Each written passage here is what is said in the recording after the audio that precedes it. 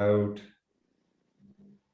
There you go. That should be working. And now I'll share the presentation.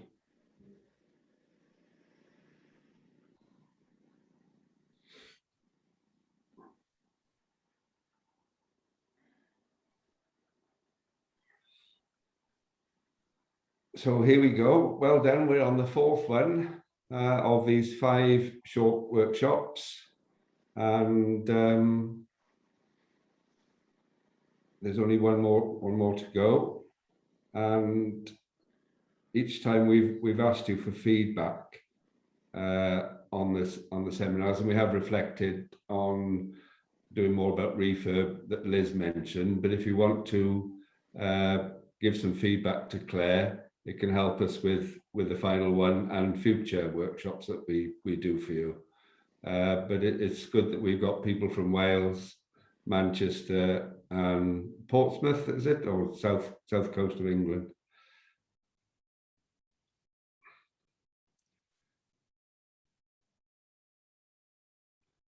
So we're talking about the RIBA stages, and today, the fourth one, we're talking about technical design and construction. Last session, we went through planning, and this is now when you've got planning, or as you go in, you've submitted for planning, you then start working up the detailed drawings of the firmed up concept drawings that you've done along the way. The level of detail required will depend on the procurement. Are you going to tender it? Is it BIM that we mentioned before, computer linked? Is it going to be self-build? Are there going to be subcontractors on site? So, the level of detail, a certain level of detail will be required for building regs, which you'll have to submit when you've done the designs. I'll just let a couple more people in.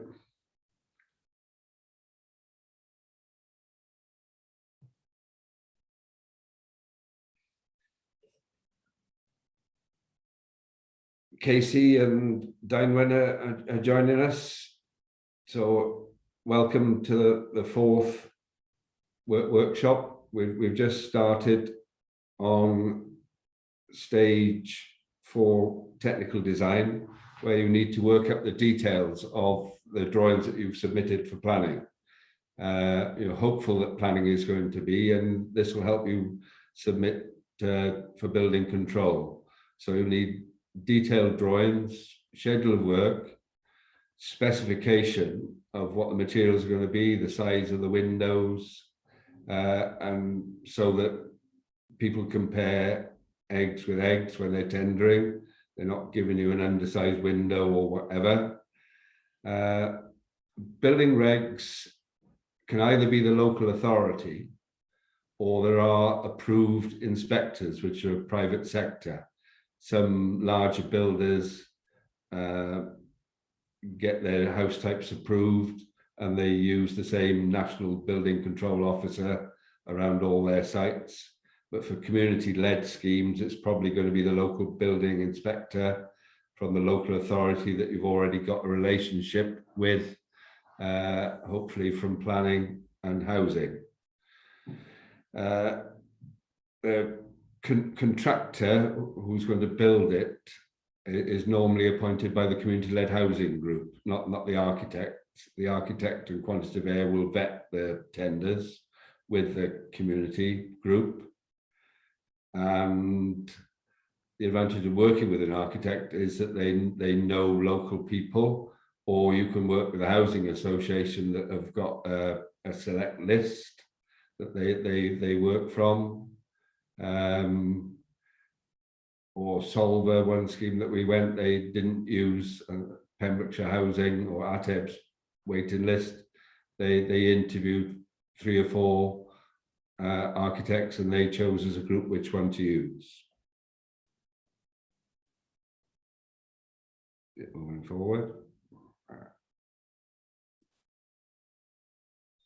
No, it's not moving forward. Next.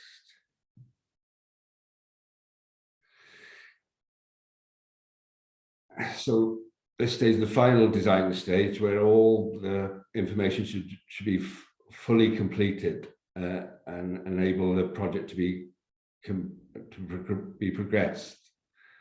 There can be some overlap with 5 in construction. You won't necessarily have all details designed when you go out to tender. You may work those up as you go along, particularly where it involves a specialist contractor. Responsibility matrix. I've spoken before about different members of the team having different roles. You know, what do the community group do? What do they decide? What's the architect decide? What are the consultants?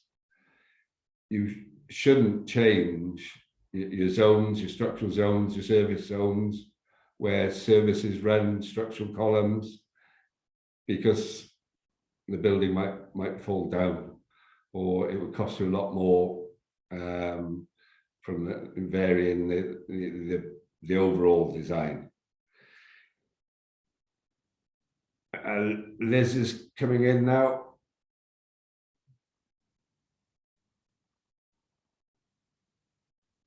Afternoon, Liz. We're just talking about technical design, stage 4 of the RIBA. And we've talked about having to prepare drawings up for building regs and tendering. And as part of it, there may be some temporary works that you need to do to get access to the site, or a staircase up on some scaffolding to do the second floor, things like that.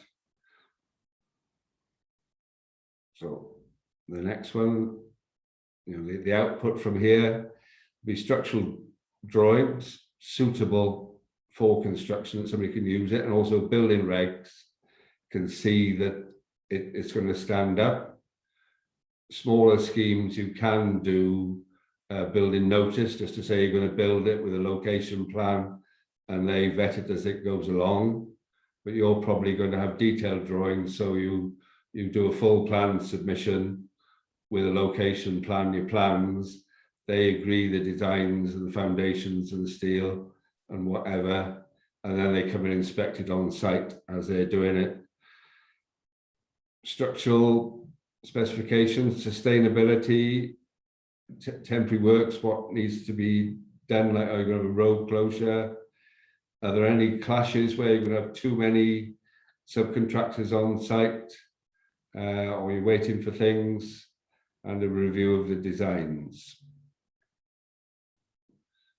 And this little picture shows how you're firming up on things. It at stage 1, it's descriptive, you're describing what you want. And with the detailed design, stage 4, the technical design, it's becoming prescriptive. You're saying exactly what it is. You've got a concept, an idea, and as you move along, it gets firmer and it's more difficult to change. Clients sometimes have a view when they get on site, oh, I can change that, but it is very difficult when things have already been built in. It's easy and cheap to change it on a drawing. Well, it used to be a pencil and a rubber. Now it's in some ways even easier, because you just delete, cut and paste and put something else in, and it can track your changes all the way through, and you know how it goes. But this technical design stage firms it all up as you go along. So everybody happy with that?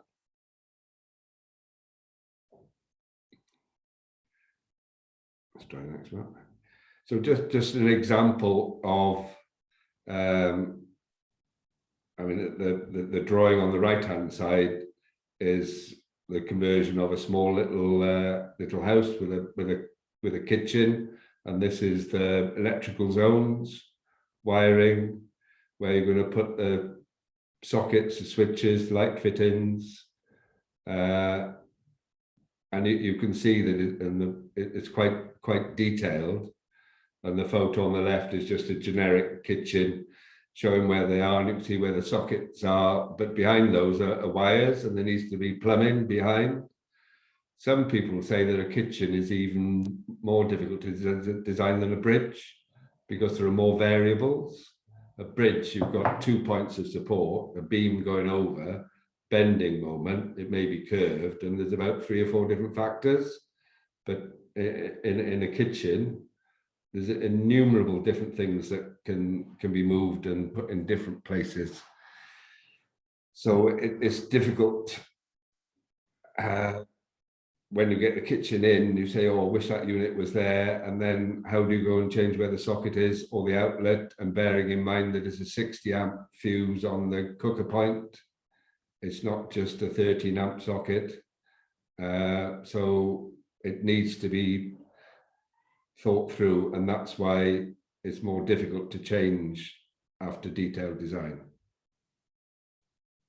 So as I say, I'm repeating what we're just going over. At stage where you complete everything that we've done before manufacturing and construction starts, particularly if it's off-site, you can have it all detailed and the sockets are in the panels and the walls that come, and they just come in on site. If you're looking at bespoke items that have got a 6-week lead in, like a bespoke staircase, non-standard windows, you've got to get those in. Traditional procurement method is tendering. You may be looking, if you're doing self-build, to have a fit out. You get a shell fitted, and then the self-builders in the group finish them out. Some time ago, Arvin and I looked at a scheme in Corris where there were builders and electricians and painters and decorators that could have finished out the existing shells or the new shells, or even built the whole thing. And it does overlap into stage 5, because you are working things out as you go along. Things change, can't do it, or the materials are short. And with the building regs, you should also discharge any section 106 requirements that have come from planning, that are pre-commencement, like you may submit the landscape design if that's not required. Generally, the bricks they'll choose on site, the panel, but they may leave some detailed bits to work out as you go along. So stage 5, this is the exciting bit for some people. You actually get on site, and the architect generally leads the design team, or it could be a project manager, with being simultaneous stages, and particularly with design and build, which is a different method of procurement. You know, the contractor works up the detail so that you can resolve things as they go along. You may have a provisional sum in for an item, say £2,000 for a piece of work that you haven't worked out. They work how it needs to be done, and then it comes in at 1,800. So we've got £200 savings to come forward. But the important thing is that the contractor takes possession of the site. Although you, as the community-led group, own the site, that contractor is responsible for everything on that site safety, which is why it's got Harris fencing round, and sign in PPE. All sorts of things. You can't just walk onto the site. He's responsible for it. And the architect will advise on the nature of the contract. Is it a standard form of contract? JCT do one, the engineers do one. Different ones are more suitable for the way you want to do it. And the more standard it is, the easier it is to understand. And it will set out damages for any delays. They call liquidated and ascertained damages. You can accept a certain amount of inclement weather, but if the builder just doesn't turn up on site because it's raining, then you'd have grounds to claim something there. But if it's actually pouring with rain or freezing and he can't work, then you can't penalise him for that. So next one. So the duties of the contract administrator or the architect. Let's talk about tendering, regular site visits and coordinated with site inspectors. That's building regs coming along. Maybe coordinating visits for the community-led group to visit the site to note progress, either before or after a site meeting. And probably tidy up a little bit when there's a site meeting and the architect and other people are coming good. They issue certificates as it goes along. Normally it's a monthly amount that you pay according to the amount of work that's been done. I mean, typically a site breaks down into 5 stages for, certainly for building control inspection. It's one site preparation. I get the drainage in and the bottom of the foundations to make sure that they're sound for putting the foundations on. Up to first floor level, when you've got the ground floor slab in, as you're coming out above the ground. And 20% of the work can be below the ground. You won't see it. Then you get the first floor lift up to the first floor. You then get up when it's roofed out and the windows are in. And if you're getting a mortgage for self-build, you can normally get your mortgage on that part completion stage because it has some value. So you can change your financing structure, and then it gets inspected off at the end when it's all complete. And the architect has issued, make a defect certificate. And there is a liability period of generally 2 years, 18 months, to include a heating season or a growing season for plants, whereby the contractor is liable for any defects that come up in that period. So if there's cracking due to shrinkage or a plant fails, the boiler that they put in doesn't cover the full heating season, it doesn't perform as it should. And they can also vary the work to add things in, extend it, delete. But as I said before, that costs time and money.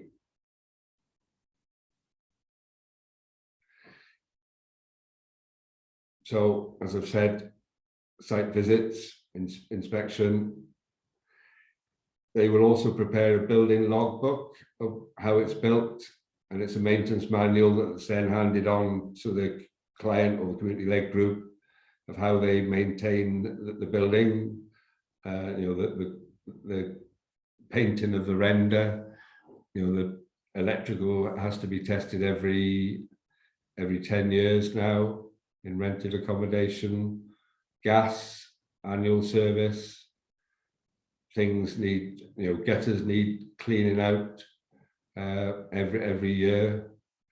Solid fuel appliances, you're not going to be doing those probably. Or wood burning stove, the flue should be cleaned once a year to stop tar buildup. It's things like that. And then as constructed drawings to note where it's changed from what the detailed design and planning said. And practical completion, you hand it over and you have a party, and I'll share some photos of some groups next week as they move through to that. So just to summarize, most of the work is done by the building contractor. They own the site, or their management for it. There's a construction design management regulations about safety. You have a principal designer, architect, principal contractor, and the client, community-led group. Those are the 3 parties to the contract. And you make sure that they all know their legal responsibilities. The client can appoint a tradesman or a craftsman direct if they want to do a certain bespoke piece of work, but that would come out of a contract sum. And say if you wanted a bit of sculpture or something that you could commission direct, and the contractor would have to allow for that to come in on work, and they would include cost for that, because they may stop work in a certain area for 2 weeks if somebody's putting something in the way. And the architect and design team inspects as it goes along. Again, planning conditions may be discharged as they go along. Planning is a difficult thing to get in the first place. It's even more difficult to get them to write to say it's been discharged off, and you'll very rarely get the planning certificate to say it's all been totally finalised, because they're just on to the next scheme, unless there's enforcement and you quite clearly don't comply. There's a complaint because it's 2 meters higher than you should be, then they'll come there. But generally, once the thing started, you can send them information, and my experience is that most of them, won't reply or discharge them. They just leave it there. So just some photos to finish of a site in Newport, Loftus Gardens. And this is where there are 19 homes in the middle of a large estate. The vertical photo is of the ground slab coming out, but there's been work before that, getting the road sub-basin and the supplies. You can see them working up on the first floor, on the ground floor up to the first floor, working around, and these photos were taken from the show home that overlooked the site. And you can see some protective work on the right hand side of the photo to stop people falling off the scaffolding as they go around, and I think some staircases going up. So here we are a little bit further on. The protective railings around the scaffoldings moved up. They're on with the roof. They've got a staircase going up so they can walk up safely with materials. This particular one, they join the 2 blocks together so they can walk across between there. Sometimes you'd have a vertical lift on each block, but they could do the work. And it's important with a contractor that they have continuity of work. So if there's a problem, down this end, they can't get the lead to finish there in the corner, or they haven't got the battens or the tiles, they can still get on and work there. Because if time is money, a small little team of roofers, their costs may be just £2,000-3,000 a week just for labour costs. And if they're sitting around having a cup of tea and having fun, then it costs you as a client. So this is the end product. The photo was taken before from behind the left-hand side there, the back of those properties. This is the street. It was a home zone, and the little flat above a garage, a fog or a coach house. These 2 green door things were one's the office and the other one is the sort of store for lawnmowers and drills and things that the community can use on their homes. And as I said very early on, if a community's got something to focus around it as part of their own, the co-op is generally more successful. And that's a bit of a blurry picture of us walking in. I think it was the 50th anniversary of some album that I can't remember, but some of you may remember it. So any questions before I stop sharing? If you want to go back and look at anything?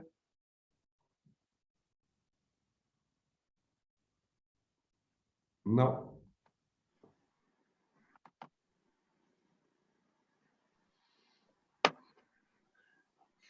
So that's a quick half hour through stages 4 and 5, detailed design and on site. And the buildings are ready for people to move in.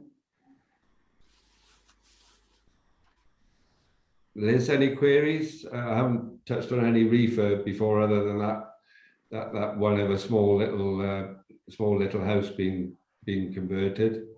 But the principles are the same. Slightly more difficult in a refurb, in that the structure is fixed. You've got to put things where there are existing windows and lintels. You haven't got the freedom of design to start from scratch, from designing the kitchen layout and getting the kitchen exactly in the right position. The kitchen window is where it is in an existing building. So has that been that?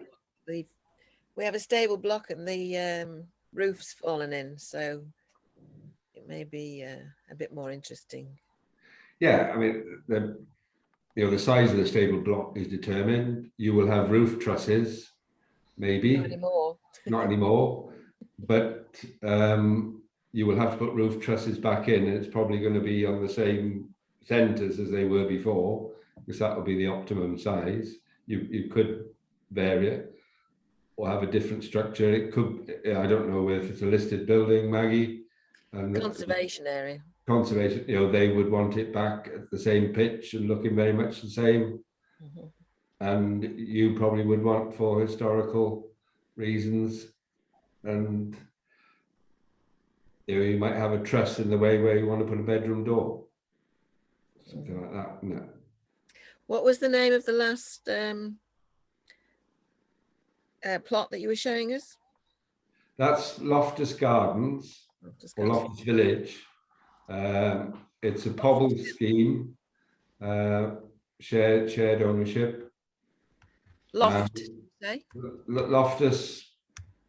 Village Association is the actual cooperative group that runs it. LVA. Newport, yeah. In Newport, yeah, on the east side of Newport.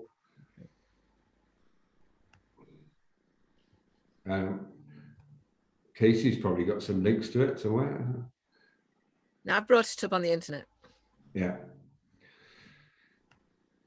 And we had a scene in believe in visit there as they were doing it, and it's the core of the estate. They have Easter bunny hunts and carols around the Christmas tree. No, it looks interesting. I'll put a link to from it to our Facebook page, because at the moment in Llanfairpwllgwyngyllgogerychwr there are council plans or developer plans to build on green fields at the moment, and there's a lot of discussion about whether there'll be any affordable housing going in. Yeah, there are some case studies on it, and it has been in some parts. Would fit in with the village, because we've already got Art Deco, arts and crafts section there, the close original ones. Yeah, but it's rare, there are case studies, and we can do a virtual tour, and we have had people come over from Bristol before to come and see it. So and I'm sure the group, as they come back out, they'll welcome people to come and visit them, and they can talk about what they have done. When did people start moving in? They moved in about 4 years ago, Casey, wasn't it? I think. Yeah. Probably more than that now, Dave, is it? Yeah. Is it fully occupied now? Fully occupied. As one thing, as part of the process, they were given completion dates on different parts of different blocks. So residents had an expectation to move in April, and they didn't get in until June, July, something like that. Yeah, I think that's pretty normal. The co-op in some ways wanted to have a completion date in September for them all, take it all over, but the builder wanted to hand over parts of it in phases. because it reduces their liability in terms of insurance Mhm. and looking after the site. And if you've got residents living in a house next to a house that's been done up, it's far more secure. The residents look after the block next door. I know it's a bit of a difficulty. And if you remember the picture of the flat above 2 garages or 3 garages, originally that was a purchase property. It was a shared ownership property that a gentleman bought, and he had difficulties in sustaining that. And the co-op had the 1 garage below it as their store sort of area. And they decided as a co-op that they would buy it because they had some money in the pot to enable shared ownership.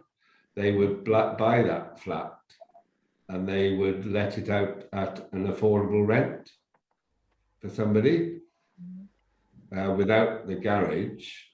And they then used the spare garage as their office. And they put patio doors into the garden that was related to this flat. Only a small garden because it's upstairs flat. And they've got a communal area and they do planting there, painting, things like that. And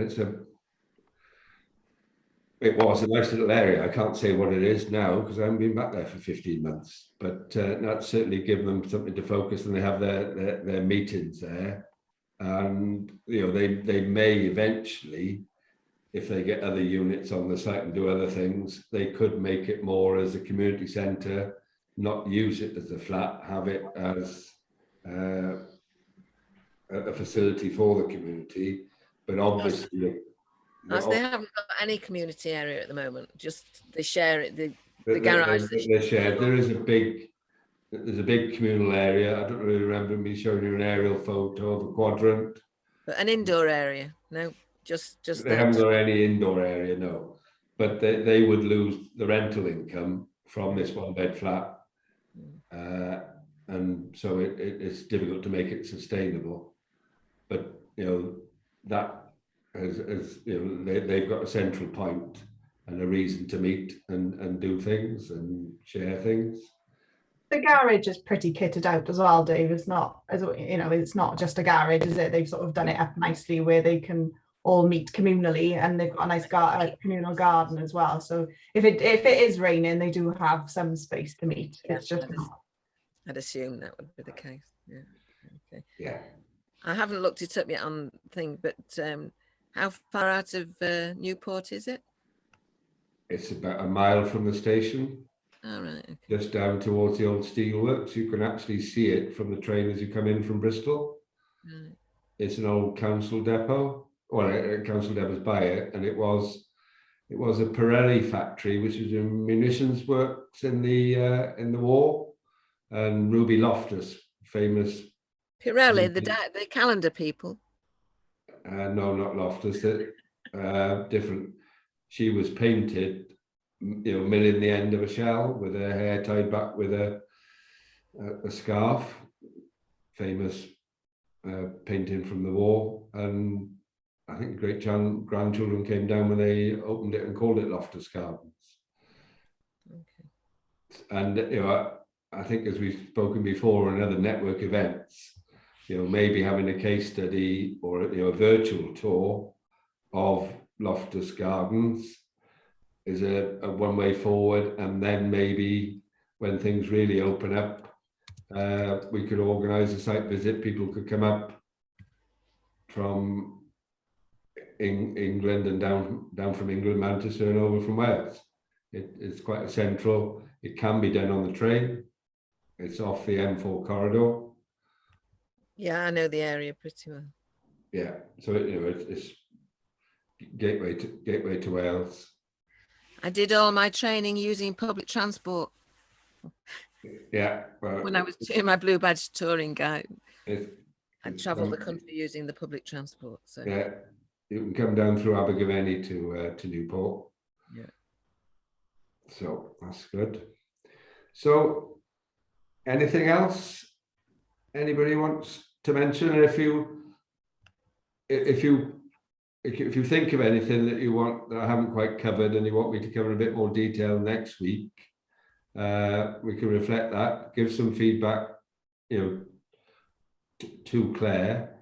We're not thinking that no feedback means that it's absolutely wonderful and nothing is wrong. But we want to learn from this as we move forward and do further things like this. If people think that this works, hopefully you've got an in-depth appreciation of it in a fairly easy way, just half an hour, 45 minutes. It's just like a little lesson class after lunch, and you can do the rest of what you need to do in the afternoon. No, it's been great. Thanks. Thanks very much. Yeah. Dinwen, are you okay?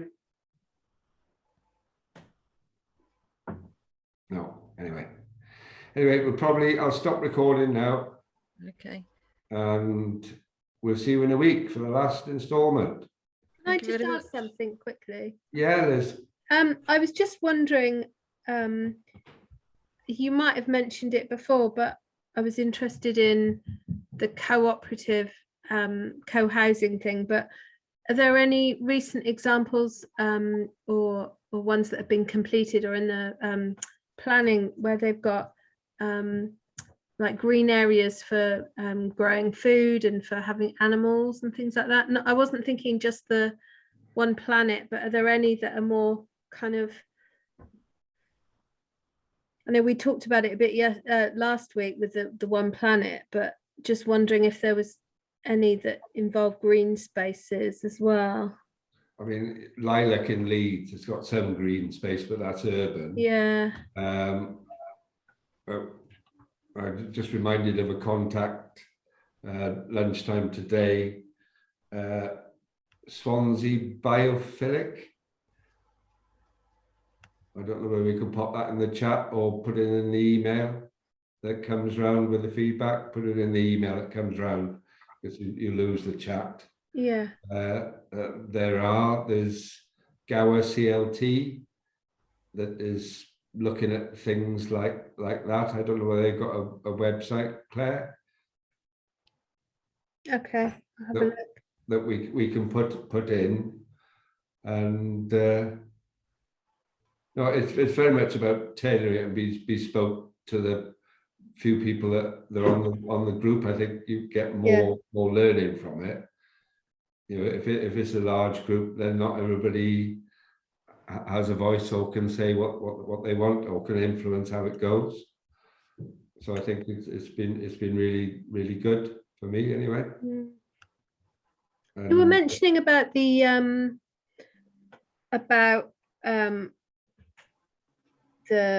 like for housing association places and everything, if you need regular checks. How often are some of the structural things like doors and windows, is there any sort of time frame for that? Like if you wanted to do up a place or do a retrofit, and what would you kind of? There are life cycles for elements of buildings, and I can put some of that in next week.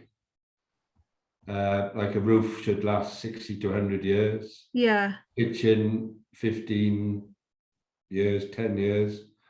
A front door maybe last 25 years, but it can be broken before then.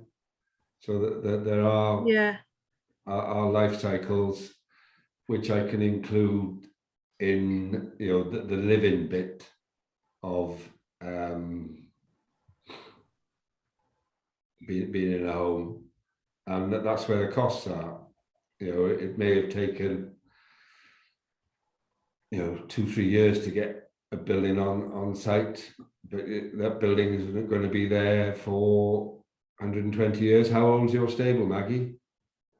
I'm just thinking, my own house, the roof's probably 170 years old. Yeah, so I suppose I better stop moaning about collecting water in buckets.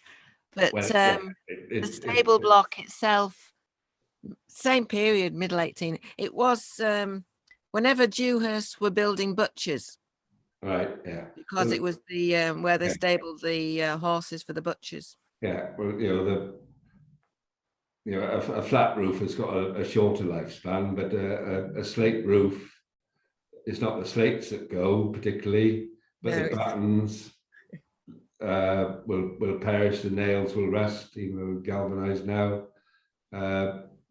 You may not have got felt. It was, some of them didn't have any felt, then it was bitumen felt. There are better breather papers now. no. And it just needs attention, doesn't it? I just kept hoping that with the delay in getting these, they would have sorted out solar slate-looking tiles by now. You They've got can them. get, Yeah, they're not very good. you can get them, but slates or concrete tiles are cheap, and the large panels of solar panels are relatively cheap because there's so many of them. If you're having lots of small little roof tiles that are solar panels, then it's more difficult to fix and the costs go up.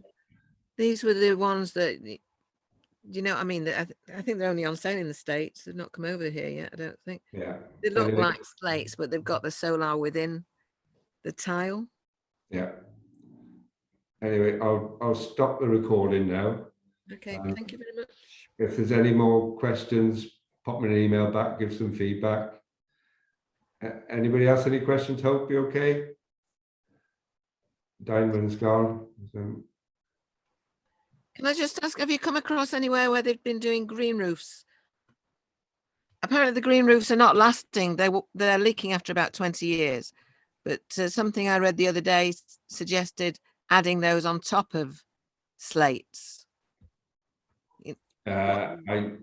I know some schemes that have had green roofs designed, but I don't know any that are 20 years old. Mm. So whether they have failed, I mean, there will be green roof structures in Llamass in Pembrokeshire.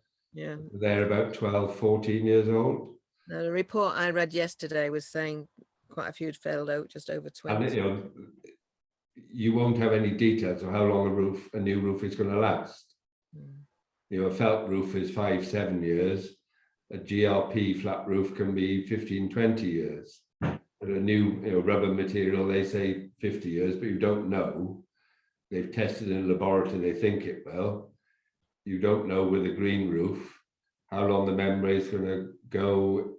Are the roots from the plants you put in going to deteriorate? Is the roof structure going to support it when it gets wet? You're upsetting me now. I'm the generation that expects everything to last forever. Well, we do. We used to, but it's short life now. And replacement. What about that's what you have to factor in, and nothing is forever, is it?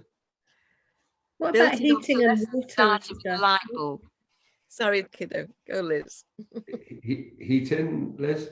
Yeah, just wondering how long electrics and plumbing and stuff like that last if you were to move into an older house or try and do a retrofit. I guess you get somebody to have a look and work out. I've got, as I say, I've got a couple of slides showing life cycle of elements of a building, which are indicative from a housing association point of view. Yeah. You can increase the spec and it'll last longer, but it generally costs more to increase the spec.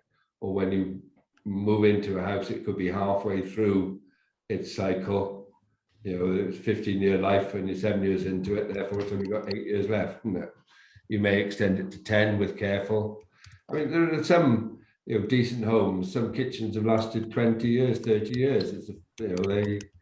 People look after it. Others, they get wrecked in 5 years. So it is different. Anyway, I will stop recording now. Okay, thank you.